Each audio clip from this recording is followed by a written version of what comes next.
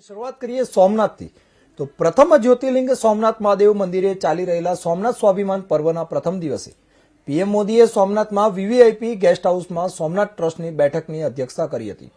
ત્યારબાદ હમીરજી સર્કલથી પગપાળા સોમનાથ મંદિર પહોંચ્યા હતા અને દિગ્વિજય દ્વાર પર સાધુ સંતોનું અભિવાદન ઝીલ્યું હતું અને 72 કલાકના ઓમકાર જાપ અનુષ્ઠાનમાં પણ સહભાગી થયા હતા। ત્યારબાદ પીએમ મોદીએ સોમનાથ મહાદેવના દર્શન કરી સોમનાથ મંદિર પરિસરમાં ભવ્ય ડ્રોન શો નિહાળ્યો હતો। આ ડ્રોન શો પૂર્ણ થયા બાદ ભવ્ય આતિશબાજી કરવામાં આવી હતી। પ્રથમ દિવસના કાર્યક્રમો પૂર્ણ થયા બાદ પીએમ મોદી સર્કિટ હાઉસ રવાના થયા હતા અને રાત્રિ રોકાણ કર્યું હતું। પીએમ મોદીએ સોશિયલ મીડિયા પ્લેટફોર્મ એક્સ પર લખ્યું, સોમનાથ સ્વાભિમાન પર્વ આપણી આધ્યાત્મિક પરંપરાનું એક શક્તિશાળી પ્રતીક છે જે દેશભરમાં સંપૂર્ણ શ્રદ્ધા, ભક્તિ અને આનંદ સાથે ઉજવવામાં આવી રહ્યું છે।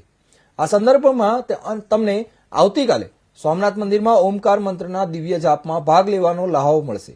બીજા દિવસે સવારે લગભગ 9:45 વાગ્યે ભારત માતાના અસંખ્ય બહાદુર સપૂતોની સમર્પિત શૌર્ય યાત્રામાં હાજરી પછી હું મંદિરમાં દર્શન કરીશ અને પૂજા કરીશ। આ પછી મને અહીં એક જાહેર કાર્યક્રમમાં ભાગ લેવાની તક પણ મળશે। સ્વતંત્રતા પછી મંદિરના પુનઃસ્થાપનના પ્રયાસોનું નેતૃત્વ સરદાર વલ્લભભાઈ પટેલ દ્વારા કરવામાં આવ્યું હતું।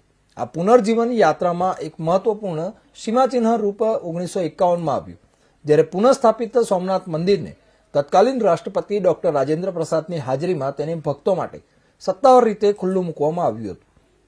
વર્ષ 2026માં આ ઐતિહાસિક પુનઃસ્થાપનની 75મી વર્ષગાંઠ સોમનાથ સ્વાભિમાન પર્વના વિશેષ મહત્વને વધુ વધારશે।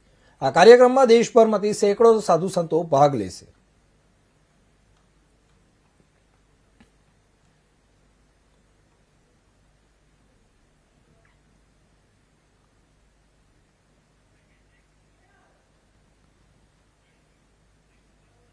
રાજસ્થાનનું એકમાત્ર હિલ સ્ટેશન અને રાજસ્થાન